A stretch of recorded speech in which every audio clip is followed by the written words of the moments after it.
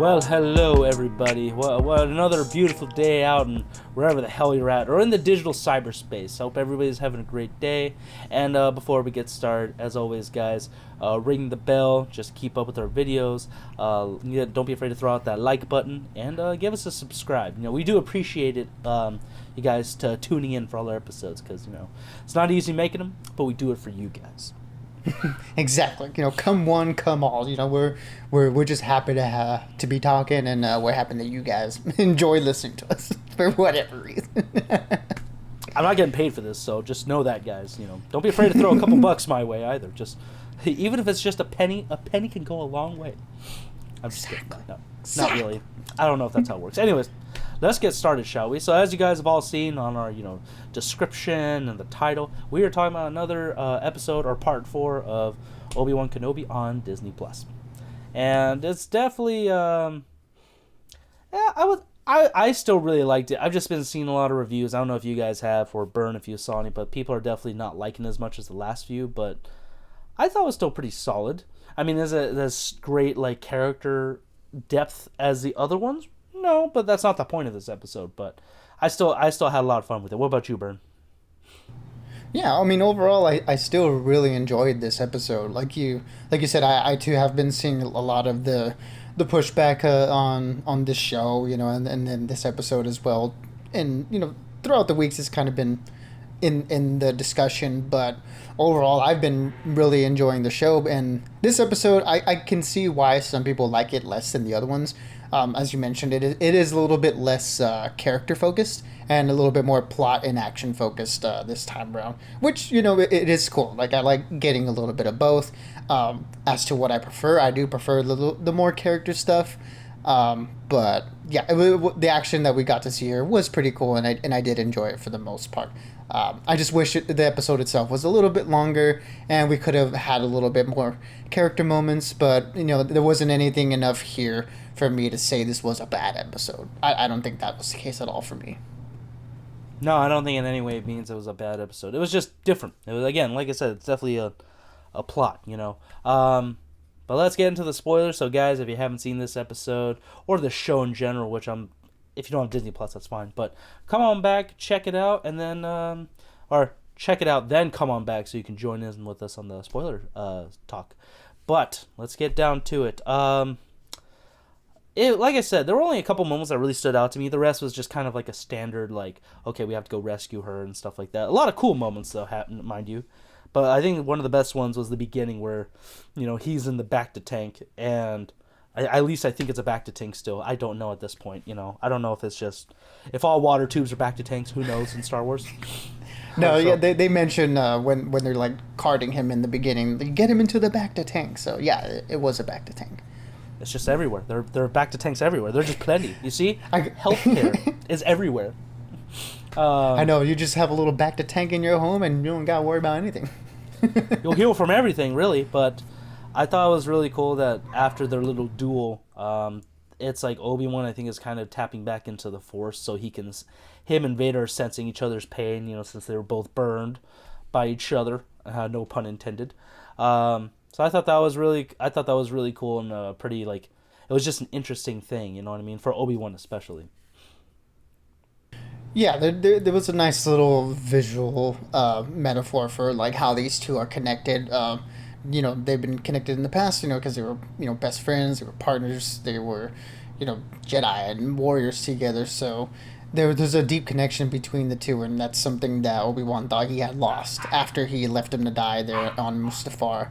So yeah, to have him more open back to the Force, it seems like that's what they're hinting at, is that this connection between the two has kind of re-upped again, and we're getting to see it seemed like that was the intention, at least of the way they cut it. It seemed like they were very much aware of each other and the pain that each one had. So yeah, it was I did enjoy that moment as well. This was a nice, cool little visual thing to show us that these two guys, they're still connected with each other through the Force. Yeah, and this is the one thing I guess I will say I'm disappointed. Was just O'Shea Jackson Jr.'s character. I was hoping he would be a bigger thing, to be honest, but when it turns out he's just kind of another rebel kind of running this base on think the planet was called Jabin. I'm not sure. I probably misheard that, but Yeah, Jabim. I was kind of hoping he was gonna be like whoever taught Ezra on Rebels. I thought maybe that's his character, or maybe another Jedi or something. But I mean, given we only saw him for a couple minutes in this episode, so maybe we'll see. But I was like, oh, that's it. That's all he's in here for. Like whatever. That's cool. And there was a lot of speculation last week that people thought because they name dropped Quinlan Voss that he might be Quinlan Voss. I entertained the idea, but I wasn't too sure that he would show up. It seemed a little bit more of an Easter egg than an actual hint at him showing up. It would have been cool to see O'Shea Jackson as Quinlan, but yeah, it turns out he's just like a I guess basically sort of like a rebel. Yeah. And I mean, he did a serviceable job in this episode, I think. But yeah, for the people who were expecting a little bit more out of him, I think they they left this episode a little bit disappointed. I know I was a little disappointed, but again, I'm just a fan of him ever since Straight Outta Compton and stuff. But anyways, the rest of the episode was pretty cool. You know, Tala just being a double agent and seeing the Inquisitors home base a little bit more in depth, because all we saw was a little conference room a couple episodes ago. So that was pretty cool. We got to see a death trooper officers, which I thought was interesting. And Obi-Wan also just being his own little space James Bond, where he's just breaking in. But the one thing that I thought was really a cool twist was that the whole Inquisitor base is essentially just a mausoleum and trophy gallery for dead Jedi. Like when he's going through the basement levels or whatever it was, I was like, what? That's messed up. I thought, just sad. I mean, I couldn't really notice any, I'm sure people are probably picking out, oh, this Jedi's this Jedi's that. I couldn't recognize anybody. I was kind of hoping there would be a cool couple moments, but did you, have you seen anything online or anything, if anybody was special in there, Burn? There was one character that I did recognize from Clone Wars, and I forgot. He had a connection with Ahsoka. I don't remember what it was. I'm sure there will be video breakdowns and Easter egg videos showing who that character was, and I recognize him, but I just at the moment I can't recall his name. But yeah, one of those characters that we did see is one that we have seen, or people have seen, that watched the animated Clone Wars show. But that's it. I didn't see anyone else that I recognized. But the idea that these are Jedi being stored here as trophies was kind of a crazy idea. And this whole Inquisitor base was a nice thing to see, especially for those of us who have played the Jedi Fallen Order game. There was a lot of similarities to that and in here, especially with the way Obi-Wan infiltrated the base, through swimming through the water. That's how you do it in the game too. So there was a lot of cool little nods to that, and I enjoyed it as someone who played the game. I'm not anywhere near that place in the plot line. I kind of gave up a little bit. I need to play it, but that's just me. I have a problem finishing games. Anyways, I thought that was cool. Don't give me that nod, Bernie. I know. It was just also cool seeing Obi-Wan with his lightsaber again, blocking all the laser shots and stuff. That was pretty cool.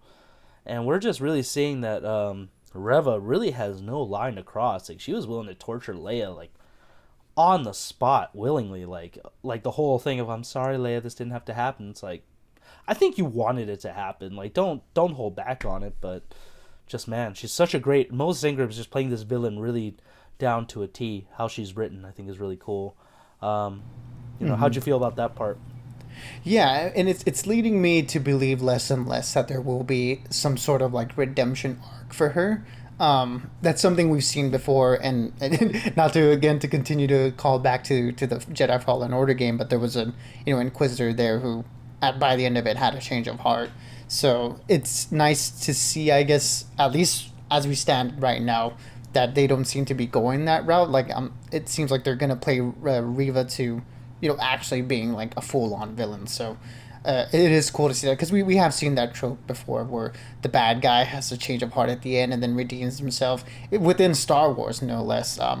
So yeah, it doesn't seem like they're going in that direction, and the whole scenes between her and Leia, I really enjoyed, because the actors I really enjoy them. I like them both. And their back and forth in these scenes were pretty fun, especially on Leia's end. But yeah, the scenes between them two were pretty cool. And again, it did show that Reva's cold blooded, and she is willing to torture a 10-year-old girl to get the information that she wants. Yeah. Then other than that, there wasn't anything really like stood out to me too much, to be honest. Like I said, it was a pretty plot point by plot point kind of episode. But again, just seeing Obi-Wan kind of in his Jedi form more so than the last one, just because, you know, he's using the Force more. He was able to crush that underwater bridge for the stormtroopers and stuff, so that was cool. And then let me see, Vader coming in last minute. I thought that was like we're seeing a whole different side of Vader, which is kind of cool because he's all calm and collected in the original movies and Rogue One, but now we're really seeing him cut loose a little bit, where he just straight up is pissed. Rey's chokes her in front of the other Inquisitors. I was like, oh shit, yeah, she fucked up.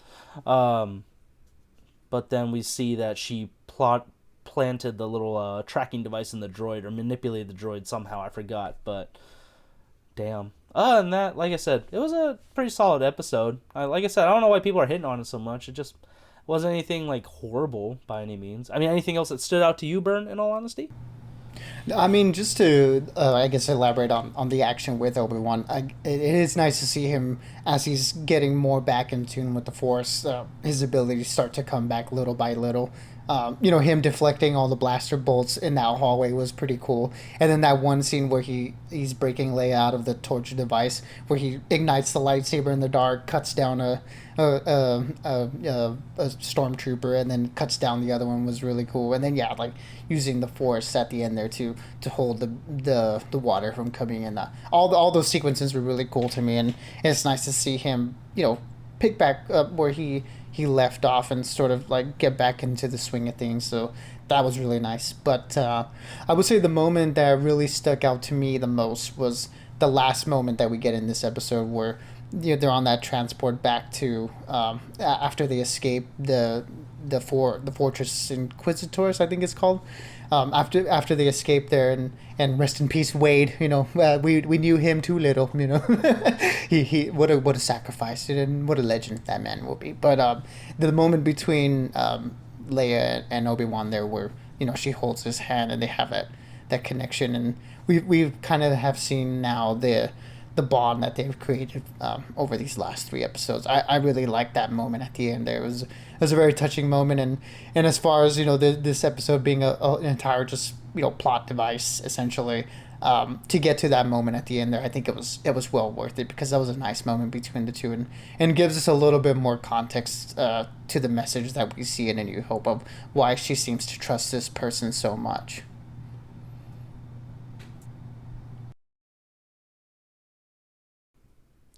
I was just thinking, it's a touching moment. But yeah, no, you're definitely right about that. It's just cementing more of like what the originals kind of started with, and kind of it's doing it well. It doesn't feel like it's out of place or anything. So that's definitely solid. But we'll have to see what happens next. We got the last 2 episodes coming up soon. Next week is the penultimate, and then but there are talks that this show is doing so well that people are loving Ewan back as Obi-Wan. They may do a season 2, which I would not be entirely opposed to, but at the same time, depending how this one ends off, I'm like, maybe it should just be a one-off series for Obi-Wan, before the originals and stuff. But yeah, one of those things they should wait and see. Let's see how the season ends, and if there feels like there's room where they can tell more stories in the time between the end of this and the beginning of A New Hope, then play it by ear. I don't want them to milk it too much, or to to potentially make a story that doesn't feel worth the time. So yeah, just I think let's get what we have now, and then let's see if we want another one after this is all over. Absolutely. But that I think that's all we got, guys. So let us know what you thought of this episode. Did you like it? Did you like it fine? Were you also disappointed by it like everybody else? Who knows? Please let us know in the comments. We'd love to keep the conversation going about it. And stay tuned for, we got Ms. Marvel also dropping this week, so check that out. Jurassic World Dominions also releasing in theaters, so we got a lot more content coming out for you guys. So, as always, stay bodacious and keep on ranting. Absolutely, everybody. Be good, be safe, and until we see you all on the next one, may the Force be with y'all.